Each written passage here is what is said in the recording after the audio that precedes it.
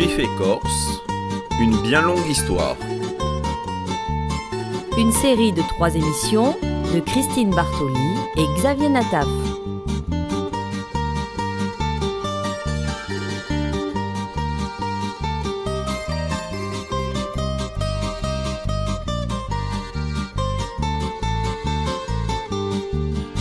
J'ai grandi à Bastia, j'ai vécu à Bastia, je me suis intégré à Bastia, j'ai parlé corse avant de parler français à l'âge de 3 ans, c'est-à-dire que j'ai l'appartenance juive et l'appartenance corse. Alors ça me fait les deux. J'ai la chance d'appartenir à 2 minorités, la minorité juive et la minorité corse. Depuis près de 2 millénaires, les peuples juifs et corses se côtoient, s'apprécient et s'enrichissent mutuellement. Cette émission explore les multiples aspects de cette relation unique.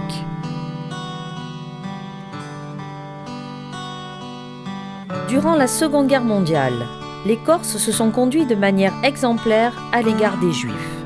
Il n'y avait globalement pas de sentiment antisémite sur l'île et cette protection des Juifs a été favorisée par l'absence de projet clair des Italiens et à leur ferme détermination de ne pas laisser les Allemands empiéter sur leur terrain. Il n'y aurait rien de pire qu'une assimilation trompeuse entre ce qui s'est passé ailleurs et ici. Mais en même temps, on est obligé de reconnaître que la Corse, qui a toujours été une terre d'accueil, historiquement, une île qui fabrique des Corses, a en particulier, en l'occurrence, non seulement protégé les Israélites pendant cette période tumultueuse, mais les a véritablement aidés. Et de surcroît, ce qui est très important aussi, c'est qu'elle les a intégrés. La Corse, île des Justes, je pense que ça peut être excessif. C'est excessif parce que, je vous dis, il y avait quand même des collabos, et ces collabos, ils avaient l'idéologie de Vichy. Il n'y en avait pas des masses, c'était pas dominant. Ce qui dominait dans la population corse, c'était la solidarité avec les Juifs et je vous ferai remarquer que des Justes en France continentale, et en France, il y a eu beaucoup de Corses qui sont justes. Donc je veux dire que c'est quelque chose de profondément ancré dans la mentalité. C'est pas seulement un problème de limité à un territoire donné. Et là alors, même à l'école, on nous a presque renvoyés de l'école, partez. Et avec ma famille, mon père a trouvé un logement à La Porta. La population de La Porta et de tous les villages de Corse ont été très près des Juifs. Ils ne les ont pas dénoncés, ils les ont protégés. Chaque fois qu'il arrivait un touriste, des jeunes, sac à dos, ils mangeaient, ils dormaient avec nous, ils mangeaient le bouche, le fromage, et ainsi de suite. C'est-à-dire qu'ils sont restés 3, 4 et 5 jours. Et c'était ça l'hospitalité, c'est ça. Et pareil, on a fait pour les ils ont fait, nos ancêtres ont fait pour les Juifs. Et c'est une période qui a été occultée. Peut-être que les Juifs, entre eux, ils ont transmis ça, entre eux. Grand-père, père et petits-enfants, et que chez nous, c'était pas un fait historique, parce que pour eux, c'était normal. Ti ricordi quello Dragolino? Vraiment, le vrai Dragolino à la base, dans les temps, c'était le marchand d'huile, le balanet. Les Juifs, ils sont venus après.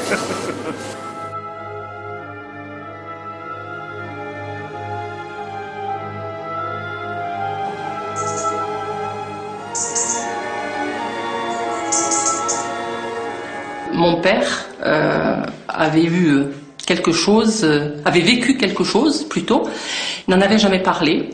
Et nous avions à la maison des courriers concernant une famille de Juifs qu'ils avaient hébergés pendant la guerre. Quand même une famille où il y avait quand même 6 personnes à l'époque. Donc on a été en contact avec ce monsieur qui s'appelait Benjamin Zaoui. Donc c'est mon père et mon grand-père qui ont protégé ces gens. Voilà, j'ai des courriers. J'atteste sur l'honneur que vous nous avez reçus avec un élan de générosité dont nous avons été émus au suprême degré. Est-il besoin de rappeler par exemple que votre père vous avait spécialement chargé de nous tenir compagnie dès notre arrivée pour faciliter notre installation dans votre nid d'aigle si sympathique? Sans désemparer, vous y avez veillé avec soin, et ce n'est que lorsque nous étions à l'abri que votre père et vous-même, Pierrot, permettez-moi de vous appeler encore ainsi après près de 40 ans, que vous nous avez fait visiter votre grenier gorgé de provisions de toutes sortes, comme il s'en trouve dans ce coin de la montagne corse. Et là, nous avons entendu cette parole ô combien réconfortante à cette époque. Ici, vous serez chez vous et vous ne mourrez sans doute de faim qu'après nous.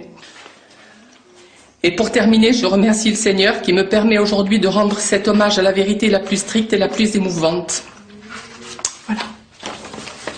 Donc on n'a plus de nouvelles et c'est dommage parce que bon, nous, ce qu'on aimerait, c'est pouvoir, parce qu'on est encore propriétaire de cette maison où les faits se sont passés, ce serait de réouvrir une nouvelle fois la maison à un membre de cette famille.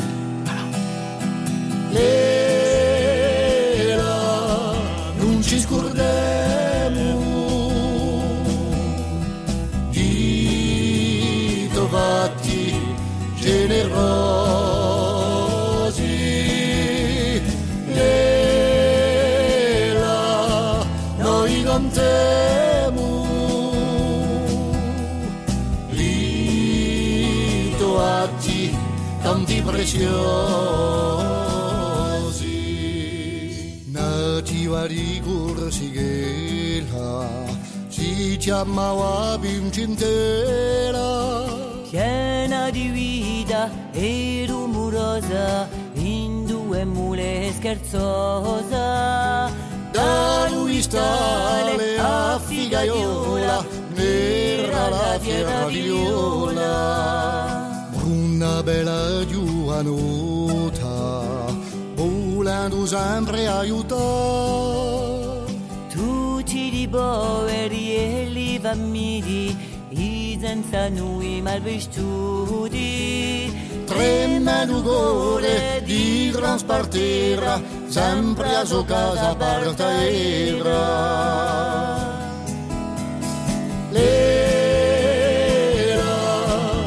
Ci scordiamo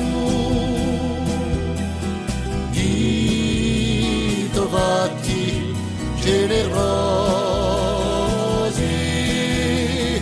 Lela, noi cantiamo li trovati tanti preziosi.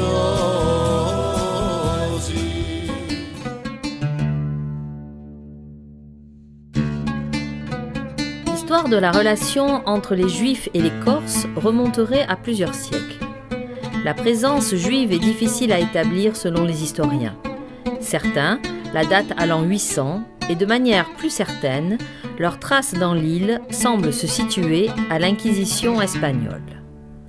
Le 31 mars 1492, Isabelle la catholique signe le décret qui expulse tous les Juifs d'Espagne, les condamnant à se convertir ou à s'exiler dans toute l'Europe et le Maghreb. Puis, vers 1500-1530, des Juifs de Naples fuient les ghettos de Padoue et s'installent sur l'île. Ces maranes, ces Juifs contraints à se convertir, trouvèrent donc refuge en Corse à plusieurs époques et y firent souche. Une assimilation tellement réussie qu'elle a pu passer inaperçue.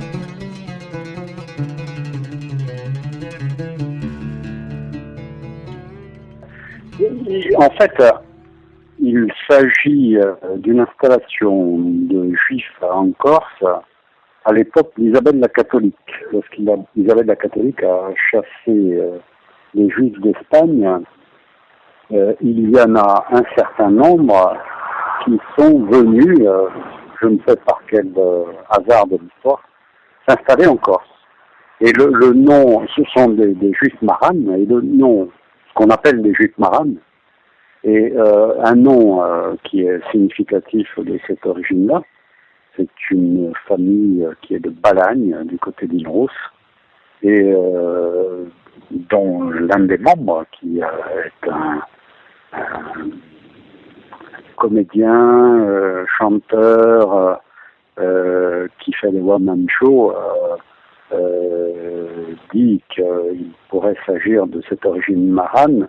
Le nom le plus significatif me semble être celui de Maraninque, dont la racine rappelle effectivement cette origine-là, quoi. mais pas seulement, il y a d'autres noms qui seraient également d'origine marane. Et c'est en plein siècle des Lumières que la petite île de bergers et de montagnards se métamorphose en république moderne. En 1755, Pascal Paoli, tout juste 30 ans, dote la Corse d'une constitution prônant la souveraineté du peuple et donne ainsi aux Juifs leur premier statut de citoyens à part entière. Paoli dit « Si les Juifs voulaient s'établir parmi nous, nous leur accorderions la naturalisation et les privilèges pour se gouverner avec leurs propres lois. Parlez-en à quelques rabbins accrédités. » Et donc, il est vrai que Paoli à Île-Rousse reçoit des familles, les Savelli, les Blasines, les Salvini, par exemple, qui sont des familles juives qui sont venues s'installer pour développer le commerce. Il y a une chose qui est très importante pour la Corse, c'est l'existence de la franc-maçonnerie dès le milieu du XVIIIe siècle. On ne sait pas trop quand Pascal Paoli a été initié. Bon, on est certain que Pascal Paoli est franc-maçon à partir de 1778 en Angleterre, et il est certain que ça a énormément joué en matière de tolérance religieuse. Et Napoléon, qui est fils de maçon, donc Carlo Bonaparte était maçon ajaccien, son frère Joseph était louveteau, et donc Napoléon a grandi dans cette atmosphère. Napoléon est quelqu'un qui est à l'origine du premier grand statut d'une communauté juive. Napoléon, alors qu'il est que Bonaparte, en 1797, découvre ce qu'est un ghetto. Il découvre ce ghetto à Ancône, donc en Italie. Il voit des hommes qui portent donc la rouelle, qui portent un bonnet jaune, qui portent un brassard. Et l'idée force de Napoléon, c'est d'intégrer les Juifs à la citoyenneté. Et il y a de très belles phrases de Napoléon au sujet de la communauté juive. Il dit « Mon premier désir était de libérer les Juifs et d'en faire des citoyens à part entière. Je voulais leur accorder les droits de liberté, d'égalité et de fraternité dont jouissaient les catholiques et les protestants. » Nous avons eu une politique en faveur de l'immigration juive en provenance d'Italie, de Pascal Paoli lors de la période d'indépendance de la Corse entre 1755 et 1769. Paoli a vu les conditions qui étaient faites aux Juifs dans certaines villes d'Italie du Nord à l'époque, a réagi en tant qu'humaniste et a invité un certain nombre de Juifs à venir s'installer en Corse, et également pour promouvoir le commerce dans cette jeune république, la première, rappelons-le, puisque nous sommes en 1755, la première république indépendante, avec une constitution, avec un système démocratique, avec des représentants du peuple élus, le droit de vote aux femmes, etc. Paoli avait une vision très humaniste de la gestion de la cité, et il a effectivement invité les Juifs avec le double souci, si vous voulez, c'est de leur faire un sort plus doux que celui qu'ils connaissaient dans certaines villes d'Italie du Nord, et puis également pour promouvoir le commerce dans les villes de Corse.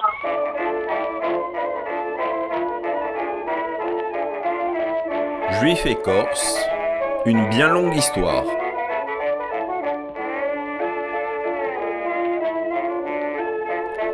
Si la Corse a été une terre d'accueil pour les Juifs de tout temps, la plus grande vague connue de migration sur l'île date de 1915.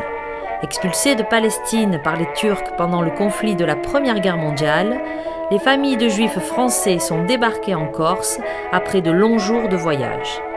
Il y a pratiquement 800 Juifs à peu près qui sont arrivés de Palestine et de Syrie. C'est pour ça qu'on les appelait à ce moment-là donc les Syrianos.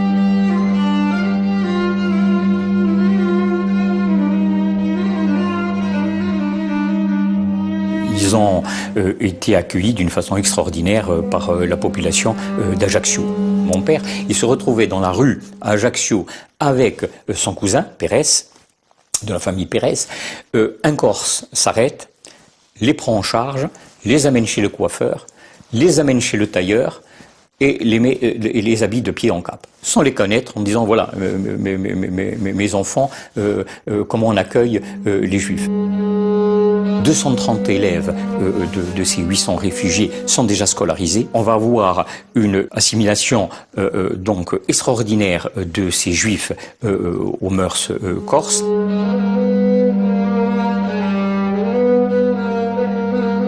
La réalité, c'est qu'il y a 25% de la population qui aurait des origines juives en Corse. Un certain nombre de familles, de noms aujourd'hui un peu dérivés, mais dans l'origine, il ne faut aucun doute.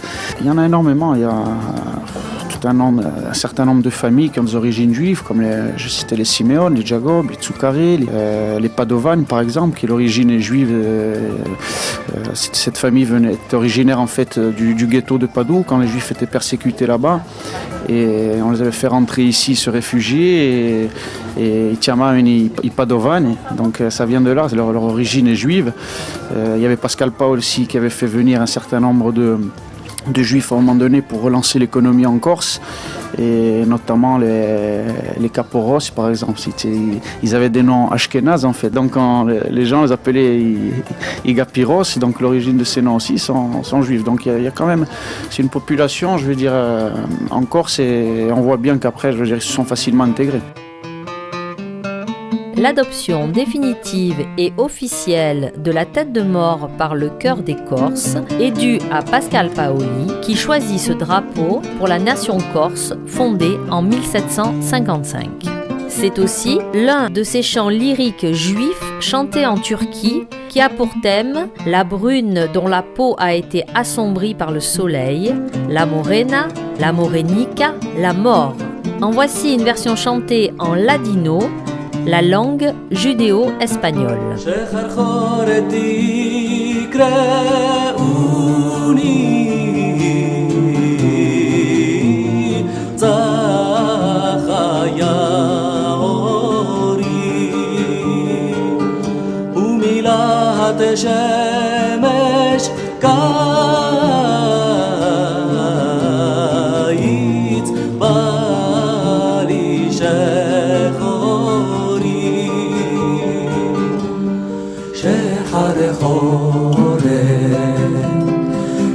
יפית כל כך בעינייך אש בוערת ליבי כולו שלך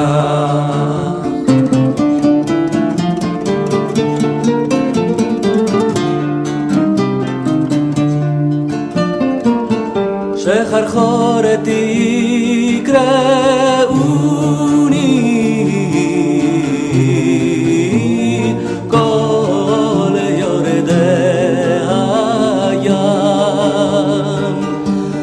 פעם יקראוני שוב אלך איתם שחר חורף יפה יפית כל כך בעינייך אש בוערת ליבי כולו שלך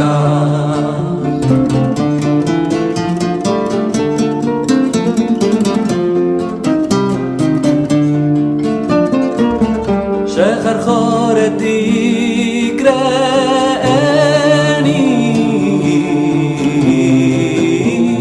בין לאב מולך אם עוד פעם יקראני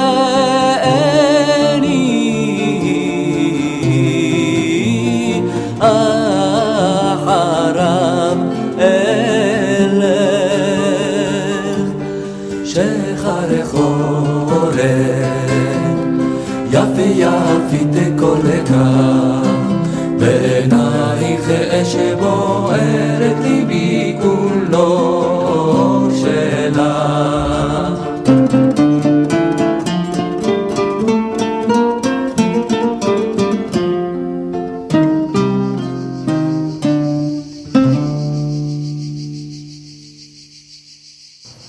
Je m'appelle Alex, Albert, Abraham.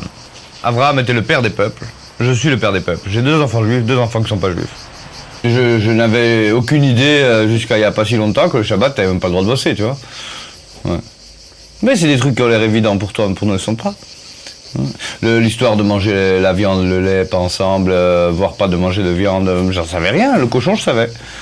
C'est bien, hein, ouais, ça fait une grande éducation. Ouais. Mais maintenant, c'est pas que mes parents savaient pas, c'est qu'ils nous l'ont pas. Le problème, c'est pas posé, quoi. Moi, j'ai appris le judaïsme par Internet. Je me suis longtemps, au début, connecté à des sites pour savoir un peu qu'est-ce qu'on a à faire. Et puis après, on est rentré là-dedans et on a commencé à lire. On s'est régalé de chaque parole qu'il y avait dedans parce que c'était vrai, c'était juste. Et tu comprends chaque chose.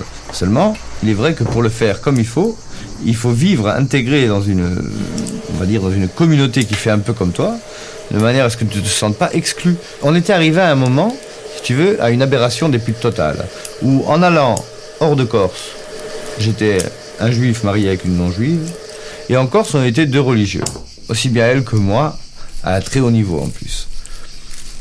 Ma place, elle était où? Elle n'était pas là où je suis pas admis, elle était là où je suis admis, c'est-à-dire ici. Mais là où je suis admis ici, admis par qui? Par elle, pour moi, et moi pour elle. C'est-à-dire à 2, on va pas loin. On va loin dans beaucoup de choses de la vie, mais sûrement pas là-dedans. Nous, les Corses, je dirais, de plus ancienne génération, on n'est pas nombreux à être juifs. On serait inférieur au doigt de la main dans la jeunesse. Hein. Inférieur. Donc, effectivement, si on se base que sur ça, il n'y a pas d'avenir, il y a 0. C'est mort. Déjà mort. Mais maintenant, les continentaux qui peuvent venir là, y en a qui viennent et qui restent quelques années, et ceux-là, ils apportent leur contribution. Ça peut faire vivre une communauté tout de même. Hein.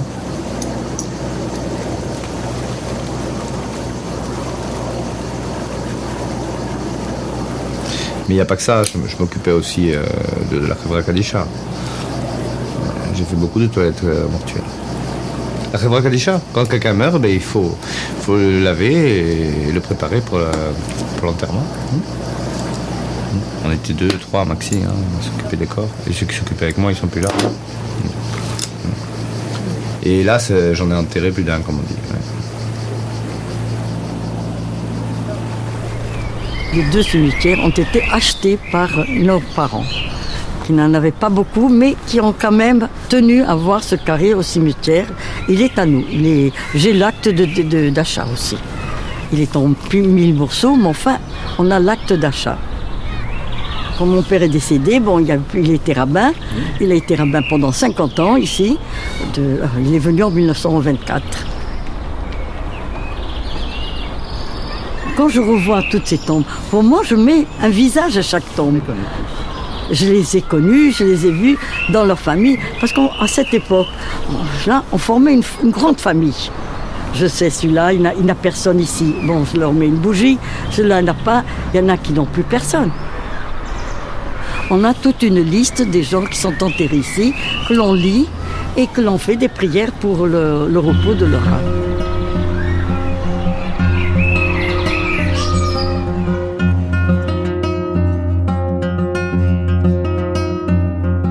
J'ai fait un mariage juif.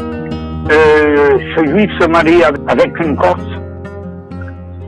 Et il était venu un rabbin, et il a fait fonction de rabbin, il a fait fonction de maire et tout, ça s'est passé en plein air. Et cette personne faisait aussi l'animation. Et moi je suis allé chanter un chant corse, pour représenter la Corse à ce mariage, corso-juif. Et là, j'ai chanté Solenzar, j'ai passé donc Solenzar en hébreu, et je chantais dessus.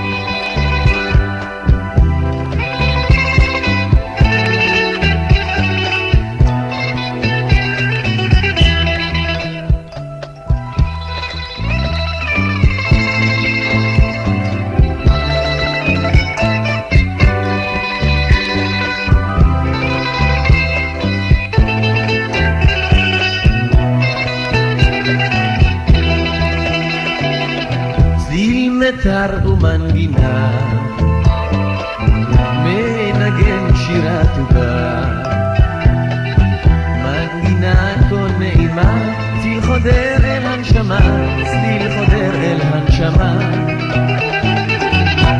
כוסית וזיכרונות ושירים מלא דמעות, איך חלפו אותם ימים, איך פרחו לי הצלילים, נשארה המנגינה שלך אני עם הכאב והנשמה, ליבי זועק ילדה כי נשארה בי התקווה שלך אני עם הכאב והנשמה, ליבי זועק ילדה כי נשארה בי התקווה, על כוסית וחלומות רוצה עמך אני להיות, ספרי אמרי ילדה שלי, אותך לנצח לידי, אותך יפה ארצה לראות, תני לחדור לעולמך, שמרי פינה לי בליבך, מבטך אליי חודר, את ליבי הרך שובר, ומה נותר לי מלבדך, שלך אני עם הכאב והנשמה, ליבי זועק ילדה כי נשארה בי התקווה, שלך אני עם הכאב והנשמה, ליבי זועק ילדה כי נשארה בי התקווה.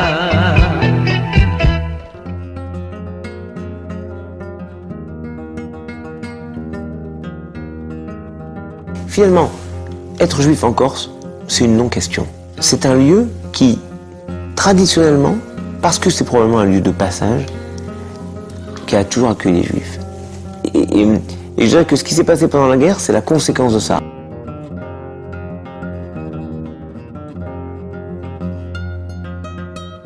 C'était Juifs et Corse, une bien longue histoire. Une série de 3 émissions consacrées à la relation entre ces deux peuples. Conception et réalisation, Christine Bartoli et Xavier Nataf. Vous avez entendu des extraits des films La Corse, île des Justes de Clémentine et André Campana, ainsi que La 10e goutte, un film de Gabriel Ohayon.